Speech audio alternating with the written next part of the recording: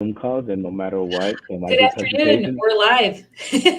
Sorry. I'm gonna cut you off there, Manny. Mm. So thank you so much for joining me today. Everyone that's watching, thanks for watching us today. We actually have a really awesome podcast today with one of our good friends and colleagues, Mandy Blanco, who you'll hear from in just a second. But today we're talking about investing and incorporating your finances into a trust, really a guide for the ages of like 30 to 50. Now, I know we said 30 to 50, but I don't know, maybe Manny will say, this actually is applicable to everybody, but most of our viewers are about that age. And so usually we're talking about these topics because I think more needs to be said about why we care about this, but also what are the benefits to doing all this. And so, today, we're just going to be covering that as a topic. So I want to welcome everyone to our special episode. And you know who I am. I'm Stephanie Garces Donay. I'm an estate planning real estate attorney in Palatine. And I'm joined here by Manny Blanco, a financial advisor with West Point Financial Group. So Manny, I know you as Manny. We'll call you Manuel. Yep. You tell me what you prefer. Is a wealth management advisor and has been helping individuals and families build wealth with strategies that adjust basically on the market, right? And that is part of your job. So I'm really excited to welcome you. So thanks so much. If you want to just give us a quick update as to who you are and introduce yourself to the viewers. Thanks so Yeah, much. so Manuel Blanco with West Point Financial, which is a Mass Mutual company. Been in the industry now just at back in April is 20 years, but I go a little bit further. I don't want to like count my intern years when I was working for another company, but yeah. So I've seen the market with a good 20, 23 years of what it's done. Yeah, great. Well, thanks for joining us today. And so I'm hoping you can share some of your powerful strategies as to what you would do, especially with the market and the times that we're in. There's a lot of changes happening. A lot of people are wondering, is it a right time to invest? How do I protect my money? So we're going to talk a little bit about kind of explaining what a trust is, why it's important to also have wealth management in your back pocket. Just for the viewers that are always looking to see what exactly is a trust. So a trust is kind of like I always call it like a basket. People call it like a car. Basic is the best analogy, but it's a legal arrangement where a person who's a trustee holds and manages assets to benefit others, whether it's the beneficiaries or the people you have named. It allows you to transfer your assets while you're living or upon your passing, with some specific instructions as to how to manage and distribute them. And so that can actually be very powerful. And there's so much that can be done with trust. We're kind of talking openly about what a general trust is. So many, like, what are your thoughts about like trust as a general topic? Do you see this come up? How does someone who's like between the ages of 30 and 50 kind of benefit from incorporating their assets in a trust, at least from your perspective? So the biggest thing that I see, and especially coming out of COVID, right, and we experienced that um, for the first time, like on a daily basis. Mhm. When it comes to probate, right, we talk about wills and trusts, and as people tend to start building wealth in their 30s into their 50s, they have more things to protect, right? So we always look at trust as one thing is that you want control of how people get the assets that you built and how you pass them on to the next generation. But Right. then also too, you want to protect it from creditors, which is one of the biggest reasons too people like to open up trusts. Right. And for those of you that are wondering what exactly is creditors can be like we always think about, like, as attorneys, people that are trying to get money from you, people that are owed money. So that could be credit card companies. Sometimes there's I don't know, it could really like be anybody that just says, hey, Hmm. this person owes me and they've passed now, but I still want to collect. So that's a creditor, in case you're wondering. So well, let me ask you this, man. I know you mentioned like facilitating assets through a trust, but for those of our viewers that are kind of new to investing, like, what do you tell people about effectively managing and preserving their wealth? And keep in mind that some of our viewers and actually current and past clients of mine will say, oh, we only make X amount a year. We don't really qualify for these things. And you know how this goes. And so my thought is like, Right. you're never too early to start. I actually disagree when people say that, because I think everybody has a legacy, whether you like it or not. We all have a legacy to protect. And so what do you say to those that are kind of questioning, is this a good fit for me? What is the best way to do it? What are some strategies that you would Uh-oh. recommend? So on my end, you froze up. I don't know. You can hear. Okay, so Oh, you froze sorry. up. That was That's like it. But yeah, so when we look at estate planning and trust planning, really we look at it in two different lenses. One is it for the purposes of taxes, right? So we're talking about people who are worth multi-millions of dollars, right? So they Mhm. want to be able to reduce as much money as they give to Uncle Sam. And the other more, you brought it up as legacy planning. Wealth planning, again, is saying, we jokingly say you control the assets from the grave and how it gets distributed to the people that you want, because the joke is that the first generation builds the wealth, the third generation loses it all, right? So what happens to Yeah, the I heard second that. generation? Yeah. And so that's how we look at estate planning. Is like, yeah, as you're building your wealth and you're creating things, and as life changes, you want to be protected. You talked about the creditors, you talked about, well, we didn't talk about like, but divorce too, Yeah. right? Divorce. So it's like the way we can warehouse these things just to basically plan to what might or might not happen in the future, but we're still in control. Absolutely. And one of the things too, by the way, I always tell the viewers is like trusts are so important and so different. They have so much value. So a lot of times people will say, I need a simple will. Simple will is what I like to say. Okay, a simple will is not doesn't afford any privacy. And so I know trusts are huge, and that people that are trying to be private, or maybe they're worried about, somebody kind of accessing the documents that they have.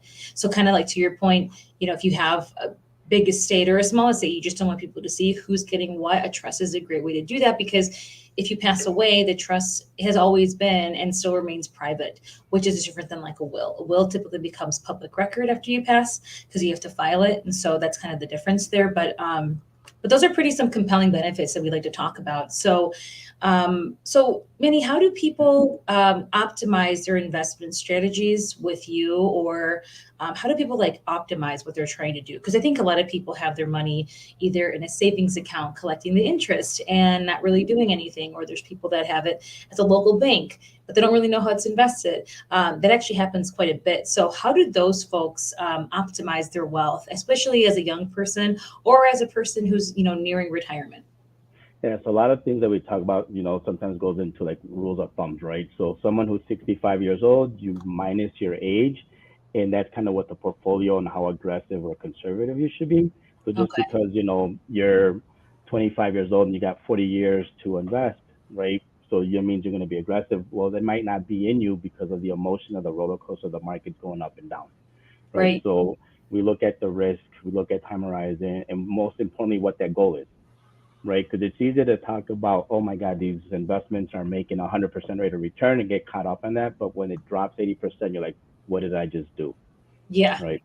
So a lot of it too, as the course of time goes, we look at how do we rebalance the portfolios based on how those goals change, right? Because you might be single today, not married with no kids. All of a sudden now you're married with kids, and the goals are different. The risk is different that you want to take. Yeah, definitely.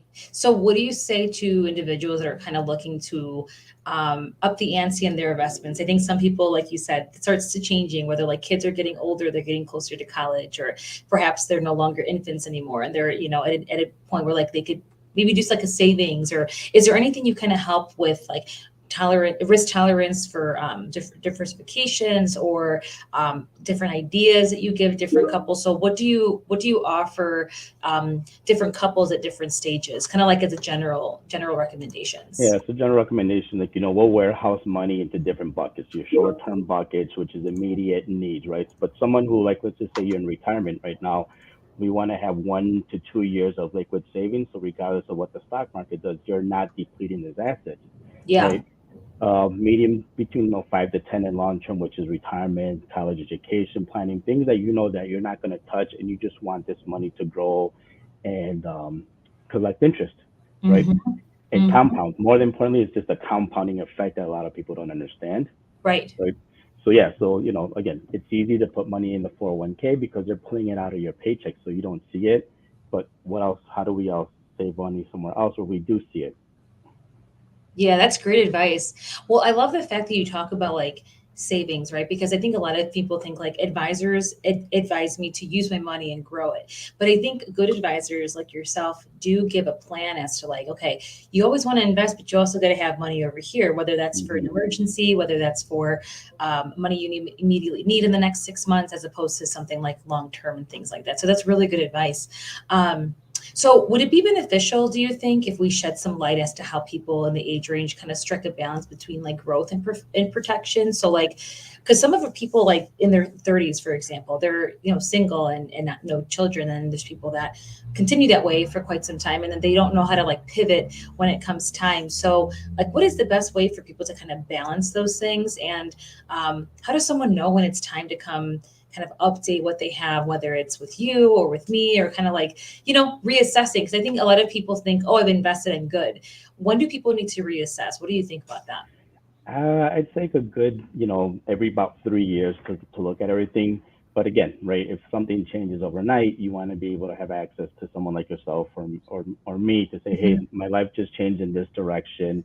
What do I need to do to my portfolio?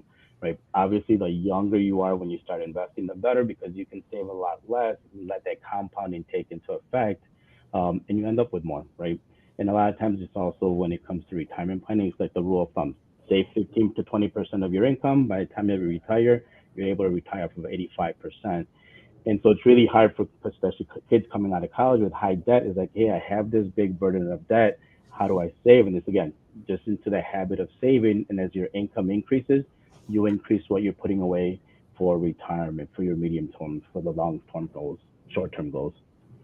No, great. Those are great insights. And I think, for those of you watching that are wondering, how do you create a trust to kind of protect those assets? It's actually pretty straightforward. I mean, usually we offer consultations where you can kind of explain how you put a trust together. And the trust is kind of, like I said, it's a legal way to kind of protect that money and leave it for who you want. There's different methods to trust, and actually there's people that own properties. Like, I don't know if you see this a lot, Manny, in your line of work, but there's people that own different real estate properties too, and they're wondering, Mhm. how do I leave that to somebody, or how do I protect it from a lawsuit or a divorce and things like that. There's a lot of stuff that comes into estate planning that is actually trust focused, but we look at the full estate plan. And I actually work a lot with advisors like you, Manny, especially you, because I feel like I could just, you're one call away.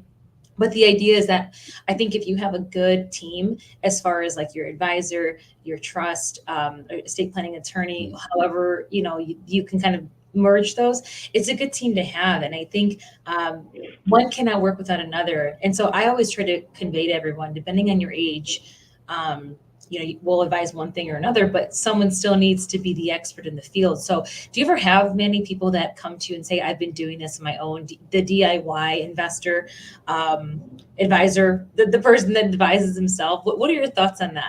Yeah, so I do have a couple of do-it-yourself advisors and people who say they're doing planning for themselves. And the thing is, I tell them is like, you're not a legal tax consultant. You don't know what the laws are changing. You're not a legal attorney, and also Yes. understanding what the rules are changing when it comes to tax planning. Really, because the way we look at it is that your money, the legality, and the taxes are all intertwined with one another, Yep. and They are. things are constantly changing, right? Yep. So Yep. what might have worked 10, 15, 20 years ago, the laws and the rules are different now, right? And so depending, Absolutely. What, when you said that, I was thinking about the most recent changes, everything. And that's a good point, because I'm sure in your world you see it. I know it kind of intermingles, but like taxes is a good thing, or like sometimes like, I remember sometimes like federal versus state taxes, and depending on the state mhm, that you're in, or some people have like trusts or estate plans are from other states, and then they move here. Or maybe, I don't know if you see that, with people have accounts and estate plans that create another state, yeah, where there's certain things here that, we don't necessarily have certain taxes that other states have, or we do have certain taxes that other states don't. And so you're right about that. And I think that's the danger sometimes of people that do it themselves, is there is no possible way, because they're not doing this every day as a full-time job, for them to be up in the know about what exactly has been changing, how does it impact them, and how do you elect to invest. So I was just curious if you see those, because I'm sure you have to convert some clients on your own that are kind of, Mr. or Miss DIY with that. So yeah. And I mean, we see people who retire and they leave the state of Illinois because of state taxes, right? And they'll go to like Florida, right? Right, Because oh, right. they have no state tax in Florida, but you still have an estate federal tax that you have to deal with, Yes, right? yes, yep.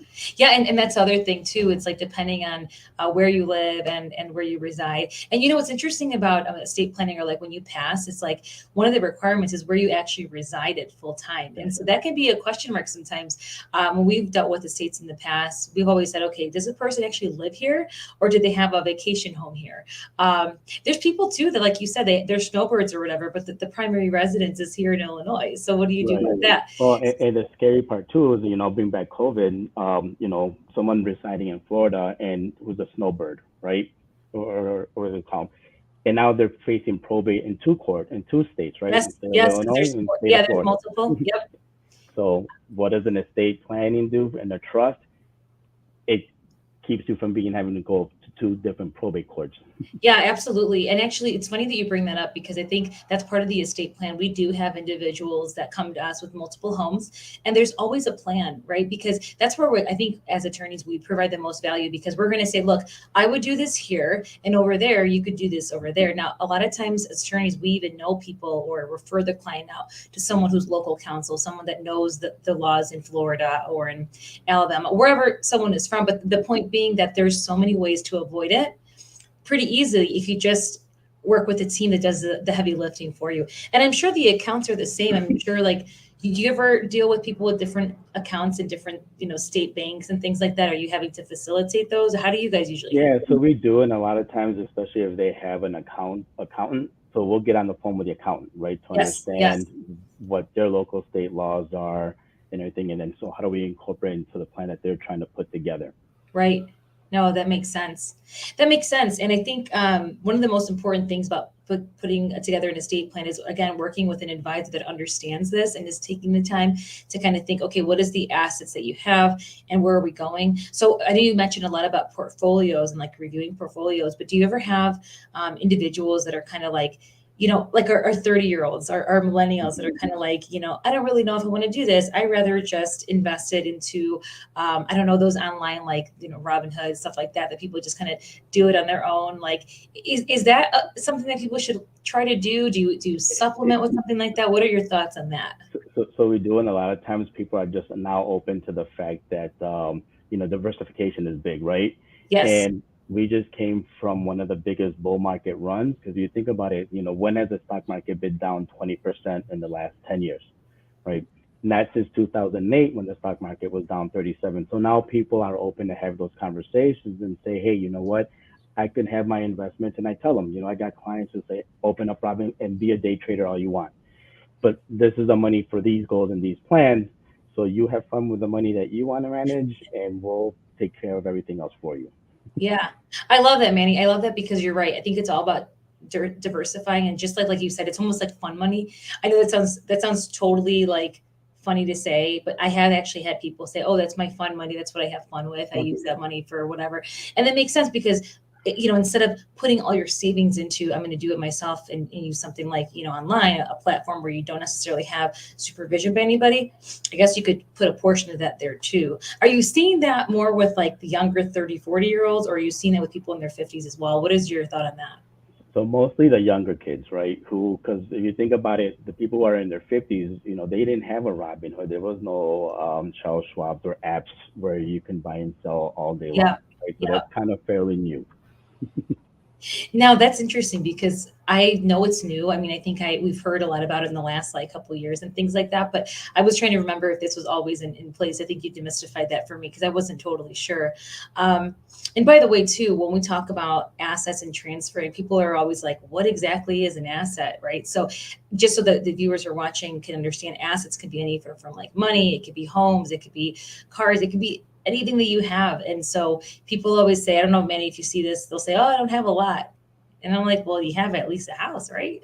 Or you have a car, you have kids, Right. you Of have course. So someone when to, people think of assets, it's always a monetary, like, what do I have sitting in my bank account with checking and savings? But no, it's more than that, right? I mean, yes. I ran into a guy who had some old comic books. He wasn't considering it part of his assets. And I'm like, no, let's get these valued and realize, like, holy cow, I thought, something that was a hobby as a kid, could potentially turn into millions of dollars for him if he ever decides to get rid of some of these comics that he has. That's wild. You know, that's interesting. There's people that I've known to have, whether it's like coins or some Hmm. sort of like furniture that's worth a lot. There are certain assets that do over time appreciate. And even paintings, actually paintings is a big one where I've seen, um, there's like certain artists that the painting will actually be worth more than when it was bought, which is really, really interesting. But from a legal perspective, though, we always say put your documents in place, your trust documents, your estate plan, because that is still a way to distribute some of this stuff outside of just money. And so that's kind of the idea. So like usually, particularly after like significant events like marriage, divorce, having children, we usually tell people like come update your estate plan. Think about what you have in there or put it in place. I mean, I can't tell you how many times people have it on their to-do list and don't actually do it. And same with investing. I have a lot of individuals that come and see us and they say, I really want to invest. It's just not a good time, or I don't know what to do. So what do you recommend to people like that, Manny, that just need like a sort of a kickstart to do it? So what do you usually say to So, them? so I always say it's always, you always invest today because you don't want market time because we don't know what the market's going to do, right? There's three things: it's up or down or it's flat. But throughout history and over time, it more than likely it's going to end up higher than what you started with when you were 30 years ago. But I also wanted to talk about, you brought up the word appreciation and with trust. So you have assets that have a potential to appreciate. Yeah, it's good. So even though they're not worth a lot today, to protect them in those trusts because all of a sudden when they do take off, you mentioned different art. What if this artist all of a sudden becomes, next Picasso, right? And so something that you Yep, bought for $10 is now worth 10 million. So that's amazing. protecting. Why can't that be us? That would be kind of cool. Yeah, and Manny, do you ever have one of the questions that comes up a lot from some of my clients, maybe you seen in yours, is what do you recommend for someone that has lost money? Because I know right now, like you said, things are up and down. I think everyone's sort of people have actually also with the banks, what's been happening in the media. You see the banks kind of folding, which is wild to think about. What do you say to someone that has lost a significant amount of their portfolio in the past year? I mean, I'm assuming these are people you're talking to every day. So does it make sense for them to move their funds to better their investments or write it out? What do you think? So we look at two things, right? We look at qualified money, which would be like your 401k, IRAs, things that are dictated by the IRS codes. Right, right, right. Those we probably leave alone. Your non-qualified money, your fund money and stuff, like it might make sense right now to sell at a loss because you're going to harvest some of the taxes, right? So now we reduce your taxable income from the investments that you just created for yourself. Right. So depending on what type of assets we're talking about, that's when we say, okay, yeah, you know what, move this so we can take the benefit of the write-off to let it grow down the road. Makes sense. No, that makes total sense, and it's interesting from your perspective that because like the consumer thinks I'm losing money, what should I do? But you literally just answered that question as yes, like you said, from a tax perspective, does it make Mhm. sense to do that? Does it make sense to kind of change a taxable income? I mean, sometimes it's a good thing depending on depending on where you're at. Um, Mhm. so how about like a business? So business owners tend to kind of have a lot of questions. Can someone's business contribute and to a trust and invest pre-tax dollars? And people always ask that. So what are your thoughts on that? So the quick and short answer is no, right? Because there's tax rules and stuff. But as a business owner, you could grant your shares. You can gift is the correct word. You could gift your shares to the trust to reduce your taxable income or your taxable estate in the future, Hmm. right? But something like a 401ks, like retirement plans, they're gonna be separated inside of a trust. So if your business does become illiquid, well, guess what? Your employees and everybody else, they're protected from those assets. So you got to keep them separated.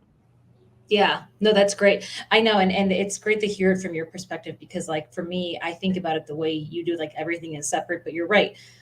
Contributing sometimes, I know that people will assign their shares a lot of times, or people that own Mhm. businesses together for purposes of an estate plan because they want to make sure that like hey if something happens to me and they sell this business this money goes somewhere other than in probate or it's a probate asset all of a sudden because nothing was in place so that that does happen quite a bit um, so I'm trying to think what And, is yeah and I know, and you didn't bring this up, right? Because there's two types of trust, right? The revocable trust and yes irrevocable yes trust. hmm And, yes and so that, yeah I was going to so say that's the do you question is that when people come to you, well, which one should I do, Stephanie? Should I go revocable or irrevocable? Yeah, and actually, it's funny that you said that because the question to that is so not easy because just when you think someone understands the irrevocable versus irrevocable, which really the biggest difference is when you can change which is revocable. You can revoke it anytime, you can make changes. Mhm. And there's like the irrevocable, which is basically essentially when you cannot change. But it's interesting because sometimes objectives change. I've had people that came in and they needed a revocable, and then something happens, and then all of a sudden the irrevocable makes more sense. And so, do you deal a lot with those, Manny? In your side, do you have people that come to you more with one or the other, or do you see them kind of interchangeably? One or the other, or actually we're doing both, right? Because one of the trusts, it gives you a cost up and a step up in basis. So with the day Yes. you pass away, guess what? All that growth just got wiped away because of the step up in basis, where the other one doesn't, right? So you're gonna pay taxes based on the value of what those funds are inside of that's the trust, right? Yep. So Absolutely. it's always more, are we doing this for a tax estate type of trust, or are we doing this more to keep you protected from creditor divorce and everything else that the trust does? Yeah, I love that you mentioned that. So for viewers, what Manny's getting into is just like the terms and actually the reasons why you don't want to come see an estate planning attorney to explain to you what the differences are. Because actually, some people go out of their way to request a irrevocable trust because, like you said, there's like, oh, there's creditor protection, there's this, there's that. But what they don't realize is that there is no quote unquote tax incentives where it comes to like, if you're trying to do like generation skipping type things where it Hmm. doesn't necessarily fit in one trust, definitely fits for the other. But you're right. I mean, I think it's interesting because people will say I have so many objectives, but I always find that never is a one size fits all. Everyone's situation is so different, which is why you want to consult with Manny or myself, because otherwise you really don't know you don't really know what's going to happen to your assets if you pass, or like you said in the issue of a divorce, or something like that, which tends to happen quite a bit. People forget about the assets. They're like, oh, I'll deal with it later, but it's something that has to be addressed. Yeah. So Well, they forget about the assets, or they forget to retitle the assets to go into the trust, right? oh, I'm sure. sure you run into that a lot. A lot of people have, I always say, and it's an unfortunate thing to say, but like the reason why a lot of attorneys end up really busy in probate, and actually, quite frankly, even like I would say estate planning, if it's possible, is that people forget to title their assets along the way. So if you have a house and your attorney that did your estate plan helps you fund the trust, everything's titled currently and the way it's supposed to. Then you go and sell the home and you buy something else, whether it's in this state or another state, or you acquire more money, and all of a sudden you need to have like a step up in basis language, maybe in your trust. If it doesn't have it, you run into like you said, you run into either probate issues, tax issues, or you just didn't title things right, so you're going to have to go to probate, and that keeps the attorney in the probate world busy. We have a lot of people that end up having to hire us just for a simple probate because there's something left off. And one of the things I've been seeing a lot, and this might be like a pandemic thing, I don't know if you've seen this, Manny, but we've had some people that have come to see us because State Farm, for example, or insurance companies are saying, hey, this money that was supposed to be given to so and so wasn't titled properly either. And so it's not just the house, it's like insurance policies, sometimes even like they call it like payouts for employees. There's retirement money that employees are owed that are not titled properly. There's a lot of stuff to look at.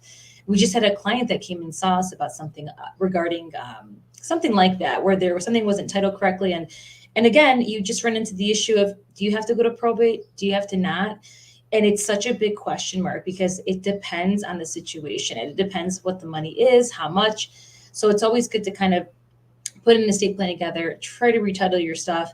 Or if you're not sure, just come visit us, right? Because at the very least, maybe you're just calling and saying, hey, did I do this right? At least getting a yes and doing some verifying gives you peace of mind, I think is the best way to put it. Yeah, no, no, so true, right? And the way we look at it in our world is like, is this a beneficiary titling, or is this an ownership titling? And the Yes. problem that comes with either or. Yeah, absolutely. And people can always, I always tell people like check to make sure you have your beneficiary. Some people forget. Some people Hmm. say like I opened this account, I got so excited, I just was going to do the beneficiary thing, but I never got around to it. Um, Also, I don't know if you see this many. Do you see people inherit money sometimes, and then they don't really retitle anything in that sense? Because we've had a couple people that we've known to inherit something, whether it's from a spouse or someone else, and they're a beneficiary, and then they don't have a beneficiary to what their inheritance essentially. Yeah, so and a lot of times when we're having conversations with our clients, and part of the planning process is always asking, hey, do you expect any inheritance, right? Yes. Or when someone gets referred to us and say, I just inherited all this money, and now they're concerned about the taxes that's going to come with it, right?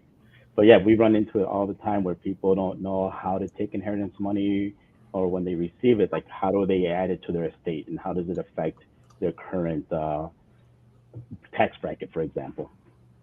Right. And do you run into and do you ever see, and I'm asking because I'm not sure if this is something you see often.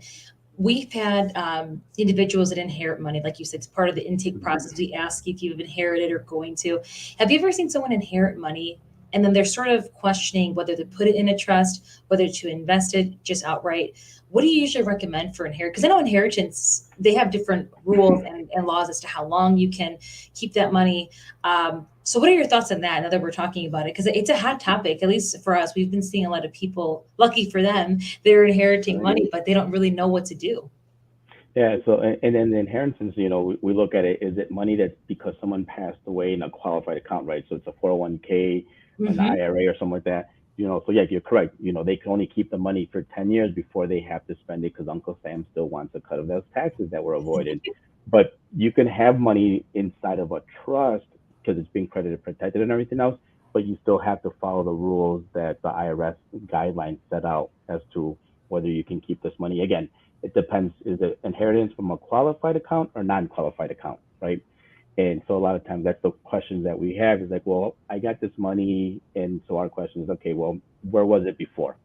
What was it invested in before? And that's kind of how we gear the conversation of where it should go. Yeah, and it's a hard question. I think you're right. I think we see it in different ways. We've seen people inherit from a spouse. We've seen people inherit from a neighbor. I've seen someone inherit from someone that they were caring for. So it really comes in so many flavors. And I think just having the people to help you is vital because, like you said, there are rules. And I think, Manny, correct me if I'm wrong, but I think the inheritance world is like constantly changing. I thought that rule existed, but I also seen different things that like they're constantly, and maybe it's just the IRS and tax world. They're So, just so, constantly so changing things. oh yeah, so in our role we have Reg BI and Secured Act 2.0, right? And so yeah, they have made some changes inside. So that's why for like, especially for like the do-it-yourself people, they're not keeping up, right? All of a sudden they go to do their Yep, taxes, and all of a sudden, oh well, now there's a penalty because they didn't take the money out when they were supposed to. that's terrible. I always say in this show, knowledge is power, right? The more that you know, the more that you grow. And there's no way, like I said, I mean, for the people doing it on their own, and I always tell people, like, please don't do your estate plan by yourself, and please don't just invest by yourself without at least getting in a second opinion at least once, because it at least sheds light as to what are the gaps. And like you said, everything happens, I guess, depending on the year, anything could happen. Mhm. And when you pass, right, what are the laws in place then? And that's the part that gets a little bit dicey, which is why they hire us as professionals to help them with that because we have to keep up with that. And Um, there's times that I have clients that show up with the state tax documents, and I'm like, all right, what did you do this? Oh, well, I just went on a website and created and downloaded, the estate planning documents for the state of Illinois, right? And they haven't done any changes in the last 10 years to it. it's quite amazing. Well, and respectfully to those folks, I appreciate the initiative. I've actually seen more estate plans that have been like what's in them is intended to be right. Like I know what they're trying to get at, but what makes me so sad is when I see these documents that they're not even properly executed to make them valid. And even if it was like borderline, maybe they could get away with it. It's not even valid, and that's really the number one issue that I see is that it's not valid. I mean, it might as well not exist, and that's a pretty scary thought.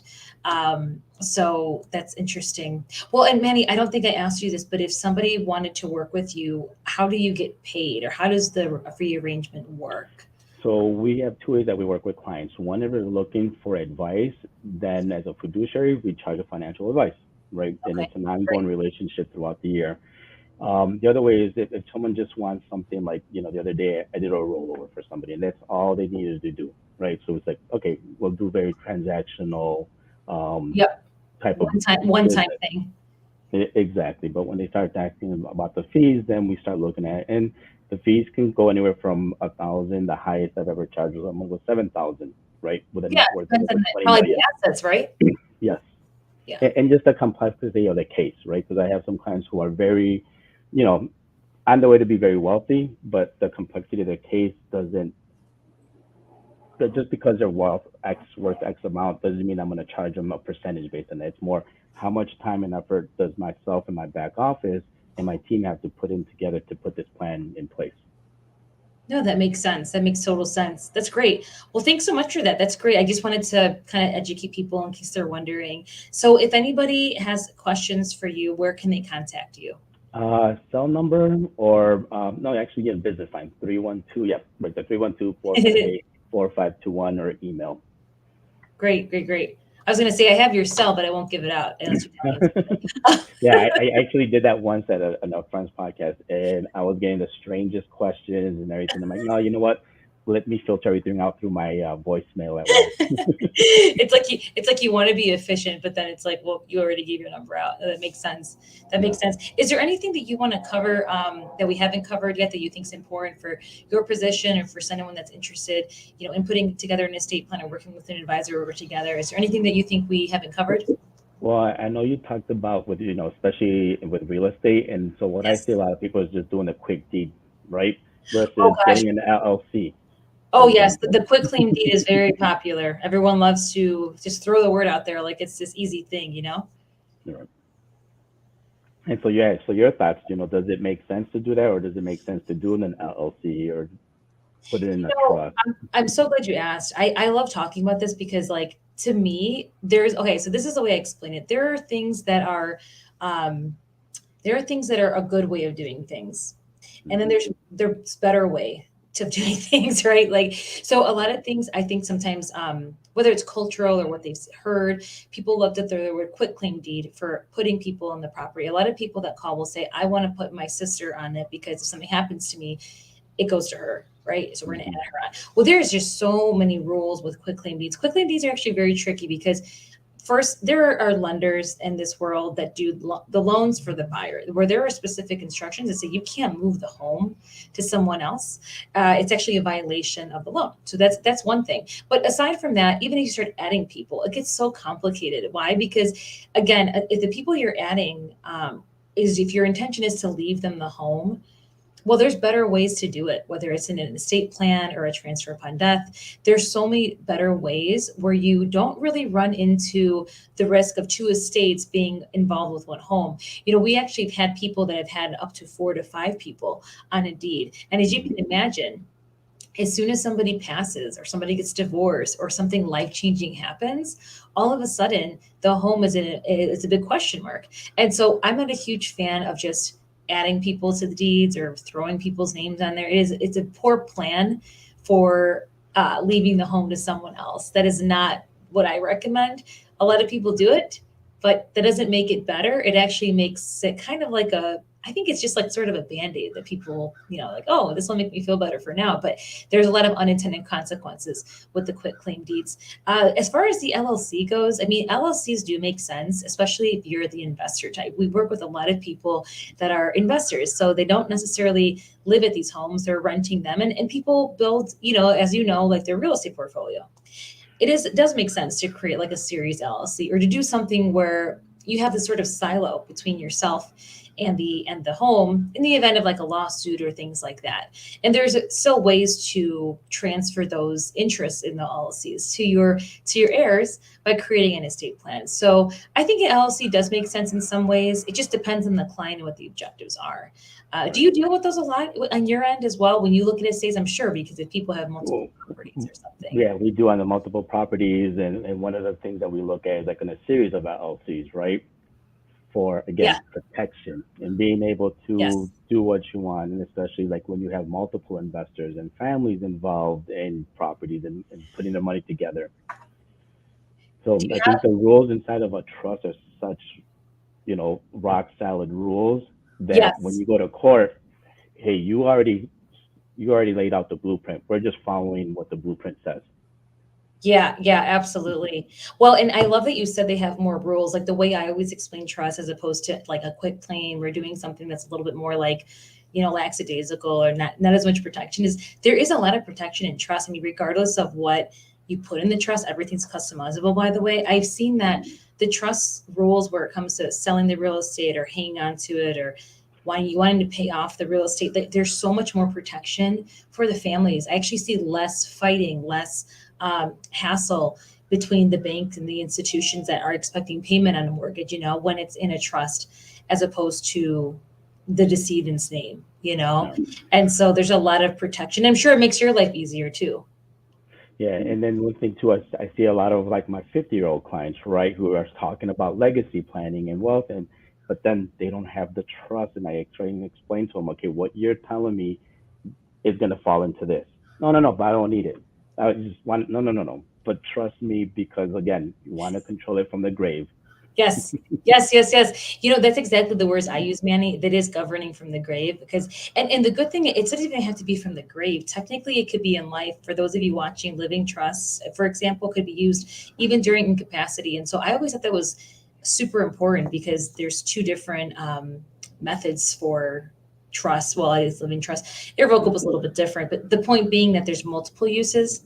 And you're right, you're governing in another way. That's very, very smart, especially when you work so hard to do that and build up your assets. And speaking of assets, actually, we just had a question that came in and on the Facebook Live here. Mhm. Someone is asking if sneakers are considered assets, and I don't know if you know about the sneaker world, but sneakers are definitely not cheap items. And so, No, if not at someone all. has collected sneakers, or for those sneakerheads that are watching, what are your thoughts on that? Do you think that person should think about protecting those assets?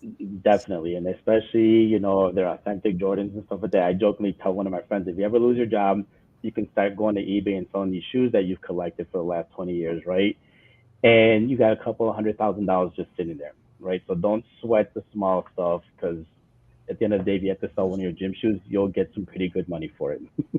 I But love yeah, because again, the assets is not just money; it's something that derives a value.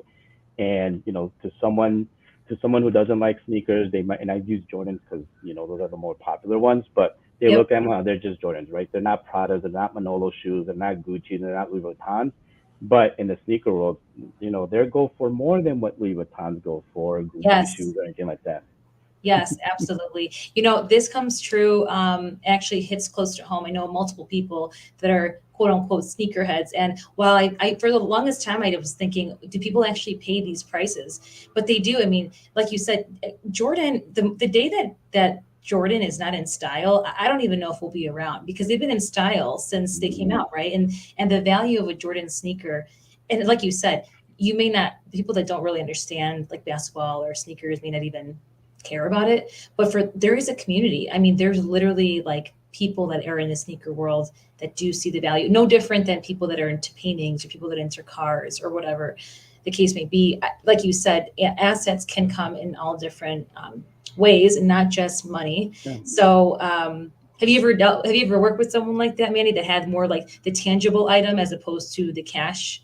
Yes, I had a lady who had a ton of Louis Vuitton, and I forget what the other brand of purses are. They were vintage that she got from her mom that she inherited, right? So we're Was it talking about Birkin? these Was it collections. Birkin bags?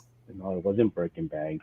Um, it'll come to me in a second. But Okay. right, so Louis Vuitton's been around forever and a day, and she went and got them to look at what the prices are and stuff like that, right? And they Right. were all like multiple thousands of dollars, right? Some of them like in $100,000 and $200,000 worth.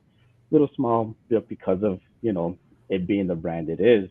So yeah, so those are the things that we want to protect and make sure that what she's able to pass them on to her heirs, or if she wants to sell. Again, now we're going to talk about the taxes that come with selling something like that.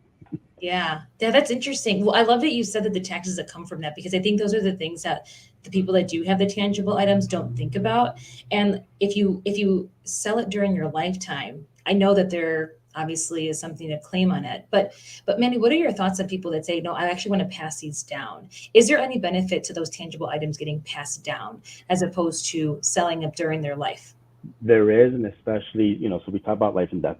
And with that, and we're bringing the trust, you're able to get a cost up in basis, right? If you Yep. put So in basis. what, Yep. right? So all of a sudden now something that might have been worth 100,000 is worth, from that point on to you is what you're going to pay taxes, not on the value that it derived when this person bought the purse for $100, and now, you'd have to pay taxes on $999,000 worth of gains, right? And that's another thing too. We talked about the difference between capital gains, short-term and long-term gains, and what the tax consequence and the different levels of tax that you have to pay on those things. So Yeah, it's quite amazing, isn't it? The when we see step up in basis, fancy way I think for saying you basically benefit your heirs in many ways. They avoid having to pay more taxes on something that if you would have properly planned before. So I love that you mentioned that because again, like Louis Vuittons, if you ever gone to a Louis Vuitton store, I mean, I definitely have, and I just a little small purse, little purses that are in at least 8,000 out the gate, and that's now. Who knows what it'll be worth, 5, 6 years from now. yeah, So it's I interesting. mean, my daughter's got a nice little coin purse that she pulled it out on vacation, and this lady saw it, and she's like, "Oh my God!" She's like, "Oh, right on there on the spot, right?" And this is a coin. It's the Louis Vuitton with the little purple flowers, right? And she was like, "No," and I'm like, "Well, it's kind of amazing that someone saw that person that value to them was 10 times more than what it cost when we first got it for her." That's amazing. That's cool. I love that. That's really fun. It just goes to show again, just knowledge is power. The more that you know about those things, the better off you're going to be, especially if these are assets that are increasing in value over time, which is it's quite amazing. That's so cool. Well, Manny, thanks so much for joining us today. I really appreciate it. Obviously, you're a wealth of knowledge. So anyone that's interested in Manny's services, please reach out to him. He is a great person to work with, but he also knows a lot of stuff. So it's nice to just kind of talk about things. And I wasn't thinking we'd talk about sneakers and Louis Vuitton, but hey, I'm sure people are interested to hear it because Right? people may not have the cash, but they definitely like to splurge on the tangible things. There's nothing wrong with No, that. nothing at all, right? And they don't realize that they're sitting on gold mines sometimes. Exactly. I love that. Well, and I think some of our viewers would be happy to hear that because, like I said, I have a lot of clients that have the tangible stuff, but not so much the cash. But like you said, you're actually sitting on it. You just don't know it. So, well, thank you again for joining us. And No, thanks for having me. yeah, no, it's a pleasure to have you, and it's great to just kind of talk shop, but also just talk about like the basic stuff because again, a lot of our viewers are just here to watch and we use our platform to kind of educate. And I think hopefully everybody learned something today. So thank you so much to our audience for tuning in. If you want to contact us, you have our information on the screen below. And keep in mind, it is essential to consult with an experienced financial advisor and estate planner, specifically if you live in Illinois, just to make sure that everything is correct, everything from your assets to where you want your things to go upon your passing, or God forbid, you become incapacitated. We have a plan for that. So I think preparing is better than not for any unexpected events. So make sure Yeah. you guys contact us. Don't leave it up to chance. Well, and we say not having a plan is a different plan. It might not be the right plan, but it's still a plan. That's such a nice way to say it. I usually call it like jumping out of a plane without a parachute, but that's just me. Awesome. Well, thanks again for sharing the No, strategies. no, thank you. Yeah, definitely. And if anyone has any questions, feel free to chat us after the show. And thanks for watching. I hope you guys have a good day and we'll talk to you soon. Bye bye. Take care.